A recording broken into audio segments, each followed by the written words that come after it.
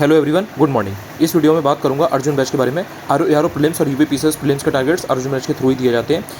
इसमें 1 जुलाई को आपको जो टारगेट में पूरा करना है वो है आपका एंशिएंट हिस्ट्री में। एंशिएंट हिस्ट्री में कुछ 4-5 चैप्टर है, ये आपको तैयार करने हैं। ये आपने पहले भी पढ़ा हुआ है तो ये आप आसानी से कर भी लेंगे। कौन कौन से चैप्टर्स हैं इसमें? पहले आपका स्टोन एज यानी कि जो पाषाण काल वाला है वो आपको करना है। देन इंडस वैली सिविलाइजेशन और जो कल्चर वगैरह है उसको आपको पढ़ना है। देन उसके बाद में वैदिक एज, बुद्धिज्म, जैनिज्म और शैव और भागवत धर्म, इनके बारे में आपको पढ़ना है। इसमें जो आपका वैदिक काल है यानी कि वैदिक एज है ये ज़्यादा इंपॉर्टेंट है। पोस्ट वैदिक भी इंपॉर्टेंट है लेकिन वैदिक एज सबसे पहले आपको ढंग से पढ़ना है। फिर आपके रिलीजन आ जाते हैं तो इसमें आपको बुद्धिज्म, जैनिज्म इसमें देखना है। इसमें तीर्थंकर वगैरह जो जैन धर्म में है उनके आपको नाम पता होने चाहिए। बौद्ध धर्म में जो मेन साइट है उनके बारे में आपको पढ़ना है।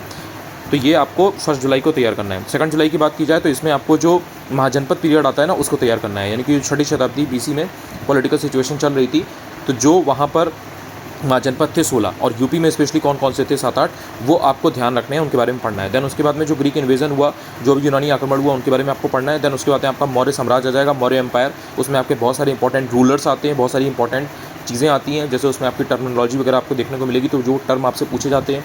देन उसके बाद में आपका पोस्ट मौर्यन एज भी है। तो ये जो मौर्य एम्पायर और पोस्ट मौर्यन एज है ये आपको ढंग से पढ़ना है। बाकी महाजनपद पीरियड तो आप पढ़ेंगे ही पढ़ेंगे, ये पहले से सब पढ़ी हुई चीज़ें हैं तो इसमें आपको टाइम नहीं लगेगा। लेकिन इसमें जो जहाँ पर फोकस करना है, जहाँ पर क्वेश्चन जहाँ से पूछे जाते हैं वो आपको ढंग से रिवाइज कर लेना है।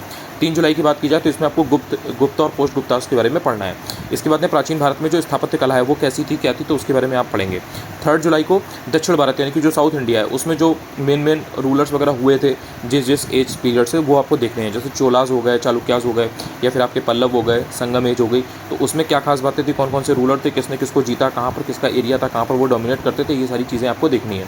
इसके अलावा प्राचीन समय में जो साहित्य होता था और जो साहित्यकार थे वो आपको देखने हैं। साउथ इंडिया के जो थे यानी कि अगर मान लीजिए साउथ में जो रामायण लिखी गई तो वो किस नाम से लिखी गई, तो इस तरीके की जो रचनाएं वगैरह साउथ इंडिया वगैरह की हैं वो आपको स्पेशली देखनी है। उसके बाद में आपका अर्ली मिडिवल एज शुरू हो जाती है यानी कि पूर्व मध्यकाल। 4 और 5 जुलाई को 2 दिन आप कंप्लीट रिवीजन करेंगे एंशिएंट हिस्ट्री का। यहाँ पर आपका एंशिएंट हिस्ट्री यहाँ पर खत्म हो जाती है तो 2 दिन में आप इसको रिवाइज कर लेंगे। 3 दिन पढ़ेंगे, 2 दिन में रिवाइज कर लेंगे। 5 दिन एंशिएंट हिस्ट्री के लिए बहुत है। इसके बाद में आप 6 जुलाई से मिडिवल हिस्ट्री यानी कि मध्यकालीन भारत का इतिहास को शुरू करेंगे। इसमें सबसे पहले आपको देखना है कि भारत पर जो मुस्लिम आक्रमण हुए, जो मुस्लिम इन्वेजन हुए वो आपको देखने हैं। देन इसके बाद में दिल्ली सल्तनत में गुलाम वंश जो था, गुलाम डायनेस्टी थी, उसके बारे में आपको पढ़ना है। इसमें जो मेन रूलर्स आते हैं जैसे कुतुबुद्दीन ऐबक वगैरह, उनको आपको देखना है कि उनकी क्या खास बातें थी। इसके बाद में 7 जुलाई को आप खिलजी डायनेस्टी, तुगलक डायनेस्टी और लोधी डायनेस्टी, इन 3 डायनेस्टी के बारे में पढ़ेंगे। इसमें जो मेन रूलर हैं उनके बारे में आप पढ़ेंगे। जैसे अगर खिलजी की बात की जाए तो खिलजियों में अलाउद्दीन खिलजी और मुबारक खिलजी, ये दोनों इंपॉर्टेंट हैं। तुगलक में अगर आप बात करेंगे तो इसमें फिरोज शाह तुगलक और मोहम्मद बिन तुगलक, ये दोनों मोस्ट इंपॉर्टेंट है। लोधी में अगर आप बात करेंगे तो इसमें आपके बहलोल लोधी और सिकंदर लोधी काफ़ी इंपॉर्टेंट है, तो इनके बारे में आपको पढ़ना है। 8 जुलाई को आप विजयनगर एम्पायर के बारे में पढ़ेंगे। इसमें भी आपको कुछ रूलर्स वगैरह मिलेंगे, कुछ ट्रैवलर्स वगैरह मिलेंगे, जैसे देवराय वगैरह हैं तो इनको आपको देखना है। अगर मान लीजिए इन देवराय वगैरह के टाइम पर अगर कोई ट्रैवलर है वो बाहर से आए हैं तो उनके आपको नाम याद रखने हैं, वो आपसे पूछा जाता है। इवन यूपीएससी में भी ये क्वेश्चन पूछा जा चुका है। देन दिल्ली सल्तनत का जो एडमिनिस्ट्रेशन था, जो प्रशासन था, उसको आप देखेंगे। यानी कि वहाँ पर जो ऑफिसर्स वगैरह होते थे, अधिकारी वगैरह होते थे, तो वो कौन सा डिपार्टमेंट कौन संभालता था, क्या उनका नाम है, वो आपको पता होना चाहिए। देन इसके बाद में आप दिल्ली सल्तनत में जो कला और स्थापत्य है यानी कि आर्ट एंड आर्किटेक्चर, उसके बारे में पढ़ेंगे। फिर आप बात करेंगे दिल्ली सल्तनत में साहित्य की, यानी कि दिल्ली सल्तनत में लिटरेचर कैसा होता था। उसके बाद में आपको कुछ विविध सेक्शन भी देखने को मिलता है, मिसलेनियस वगैरह के क्वेश्चन आपको देखने को मिलते हैं तो आप उसको पढ़ेंगे। 9 जुलाई को आपको उत्तर भारत और दक्कन के जो प्रांतीय राजवंश हैं यानी कि अलग से जो कुछ रियासतें वगैरह चल रही थी उनमें आपको देखना है कि नॉर्थ में, मिडिवल में या डेक्कन में कौन कौन से इस तरीके से राजवंश वगैरह, डायनेस्टी वगैरह चल रही थी। इसके अलावा आपको भक्ति और सूफी मूवमेंट को पढ़ना है। इसमें जो मेन सूफी सेंट्स वगैरह थे या भक्ति सेंट्स वगैरह थे उनके नाम आपको मालूम होने चाहिए कि वो कौन थे, कौन किसका शिष्य था, कौन किसके पास रहा था, किसने किस शाखा की, ब्रांच की को ओरिजिनेट किया था, ओरिजिन उसके पीछे उसका रोल था, तो वो आपको देखना है। 10 जुलाई को आप मुगल एम्पायर शुरू करेंगे। मुगल एम्पायर में आप बाबर के बारे में पढ़ेंगे। उसी के साथ में आप हुमायूं और शेरशाह के बारे में भी पढ़ेंगे क्योंकि बाबर का बेटा था हुमायूं, तो बाबर, हुमायूं, इनके बारे में आप पढ़ेंगे। और हुमायूं की शेरशाह के साथ लड़ाई बहुत हुई तो हुमायूं और शेरशाह को आप एक साथ पढ़ेंगे। शेरशाह इनमें बहुत इंपॉर्टेंट है, हुमायूं से भी ज़्यादा इंपॉर्टेंट शेरशाह है। इसके बाद आप अकबर का पढ़ेंगे। हुमायूं का बेटा अकबर, तो अकबर के बारे में आपको ढंग से पढ़ना है। इन्होंने काफ़ी काम किए थे तो इसलिए अकबर से बहुत क्वेश्चन पूछे जाते हैं यूपीपीएससी के द्वारा। 11 जुलाई की अगर बात की जाए तो इसमें आपको जहांगीर, शाहजहां और औरंगजेब, इन तीनों के बारे में पढ़ना है। इसमें भी जो मोस्ट इंपॉर्टेंट है वो आपका औरंगजेब है। जहांगीर के टाइम के ट्रैवलर वगैरह पूछे जाते हैं लेकिन औरंगजेब से ओवरऑल पूछ लिया जाता है, इसलिए आपको देखना है। इसके अलावा 12 जुलाई को आप मुगल कालीन यानी कि मुगल एडमिनिस्ट्रेशन को देखेंगे। जैसे आपने दिल्ली सल्तनत में एडमिनिस्ट्रेशन को देखा था, इसी तरीके से आप मुगल कालीन प्रशासन यानी कि मुगल एडमिनिस्ट्रेशन को देखेंगे और इसमें भी आप ऑफिसर्स वगैरह या टर्मिनोलॉजी वगैरह जो होती है उसको आप देखेंगे कि कौन सा अधिकारी किस चीज़ के लिए अपॉइंट किया जाता था। फिर आप मुगल कालीन संगीत एवं चित्रकला को देखेंगे और मुगल कालीन साहित्य को देखेंगे, यानी मुगल्स के टाइम पे जो लिटरेचर वगैरह लिखा गया वो क्या था, किस नाम से था, तो वो उसमें जो मेन आपके साहित्यकार हैं उनके नाम आपको पता होने चाहिए। देन इसके बाद में आपका विविध वाला सेक्शन आ जाता है मिसलेनियस का, तो उसमें आपको रिवाइज करनी है चीज़ें। 13 जुलाई को आप सिख संप्रदाय के बारे में पढ़ेंगे, साथ ही मराठा राज्य और मराठा संघ के बारे में भी आप पढ़ेंगे, यानी कि Maratha empire and Maratha confederacy. तो मराठाओं के टाइम पर भी जो मेन टर्मिनोलॉजी है या जो मेन अधिकारी होते थे और कौन सा अधिकारी किस चीज़ के लिए नियुक्त किया जाता था वो आपको देखना है। और सिख संप्रदाय में जो मेन गुरु हैं जितने भी, तो उनके बारे में आपको पढ़ना है। सिख संप्रदाय का क्या कॉन्सेप्ट है वो आपको पता होना चाहिए। अब इनसे भी क्वेश्चन पूछे जाने लगे हैं। मराठा राज्य में आपको क्रोनोलॉजी दे दी जाती है, उसमें जो भी रूलर्स वगैरह मेन हैं उनमें आपको क्रोनोलॉजी लगानी होती है। और सिख संप्रदाय में जो गुरु वगैरह हैं उनके बारे में जो खास बातें हैं जो उन्होंने अच्छे काम किए थे उनके बारे में अक्सर आपसे पूछ लिया जाता है, जो भी जिनका भी बहुत इंपॉर्टेंट रोल था उस टाइम पर, उस टाइम एंड सिचुएशन के हिसाब से। देन इसके बाद में मुगल साम्राज्य का धीरे धीरे विघटन होना शुरू हो गया था। तो ये जो डिसइंटीग्रेशन था इसको आपको ढंग से पढ़ना है कि मुगल साम्राज्य का जो डिसइंटीग्रेशन है वो क्यों हुआ। अब यहाँ से भी क्वेश्चन उठना शुरू हो गए। देन इसके बाद में 14 और 15 जुलाई को 2 दिन आप मिडिवल हिस्ट्री का रिवीजन करेंगे कायदे से अच्छे से। देन मॉडर्न हिस्ट्री आपकी शुरू हो जाएगी 16 जुलाई से। इसमें सबसे पहले आपको यूरोपीय कंपनियों का आगमन देखना है, arrival of European companies. Then इसके बाद में ईस्ट इंडिया कंपनी और जो बंगाल के नवाब वगैरह थे इनके बारे में आपको पढ़ना है कि ईस्ट इंडिया कंपनी ने अपना जो व्यापार है, जो बिजनेस है वो कैसे शुरू किया, ट्रेड वगैरह करना कैसे शुरू किया और बंगाल के नवाब ने किस तरह से उनकी हेल्प की या किस तरह से उनका एक इंपॉर्टेंट रोल हुआ। इसके बाद में आपको जो क्षेत्रीय राज्य हैं जैसे पंजाब हो गए, मैसूर हो गए, इनके बारे में आपको पढ़ना है। इसके बाद में जो सबसे इंपॉर्टेंट सेक्शन आता है वो आता है आपका गवर्नर जनरल और वाइसराय वाला। पहले गवर्नर हुआ करते थे, देन उसके बाद में गवर्नर का ही जो पद है, पोस्ट है, वो गवर्नर जनरल में चेंज हो गई थी। देन उसके बाद में आपके वाइसरॉय कहलाए जाने लगे थे। तो इनके बारे में आपको पढ़ना है कि मेन गवर्नर कौन से थे, मेन गवर्नर जनरल कौन से हुए, पहला और आखिरी कौन सा था, और फिर वाइसरॉय मेन कौन हुए।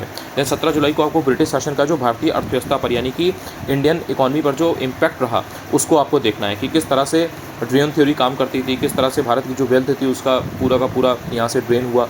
इसके बारे में आपको पढ़ना है कि किस तरह से भारत का लॉस हुआ।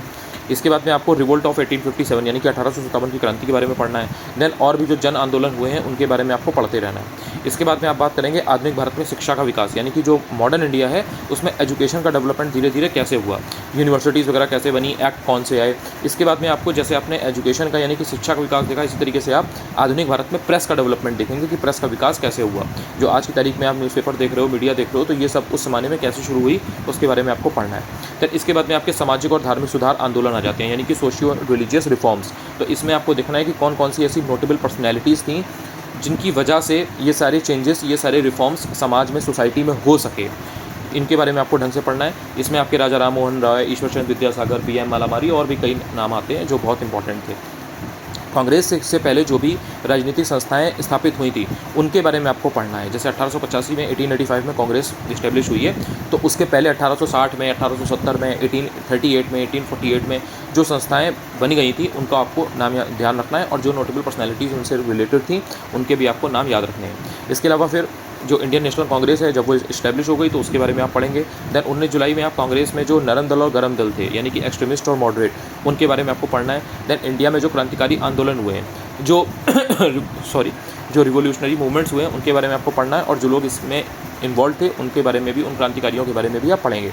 देन इसके साथ ही साइमल्टेनियसली उस समय भारत के बाहर भी बहुत सारी रिवोल्यूशनरी एक्टिविटीज़ हो रही थी, क्रांतिकारी गतिविधियाँ हो रही थी, तो उनके बारे में आप पढ़ेंगे और देखेंगे कि कौन कौन सी ऐसी संस्थाएं हैं जो भारत के बाहर भी इस्टेब्लिश हुई थी और किन लोगों ने उन चीज़ों को, उन संस्थाओं को इस्टेब्लिश किया था। दैन इसके बाद में जो बंगाल का विभाजन है और जो स्वदेशी आंदोलन है इसके बारे में आप पढ़ेंगे, ये बहुत इंपॉर्टेंट है।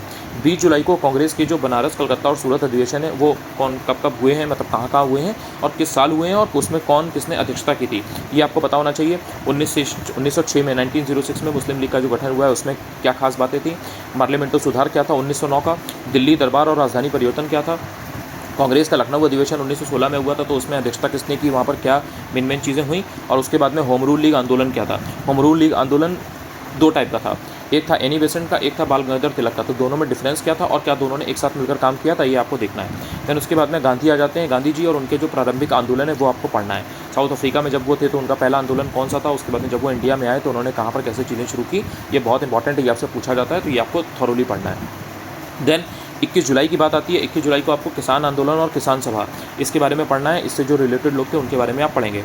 इसके बाद में जो ट्रेड यूनियन और साम्यवादी दल है वो आप पढ़ेंगे, ये बहुत इंपॉर्टेंट है, क्वेश्चन पूछा जा चुका है 21-22 में।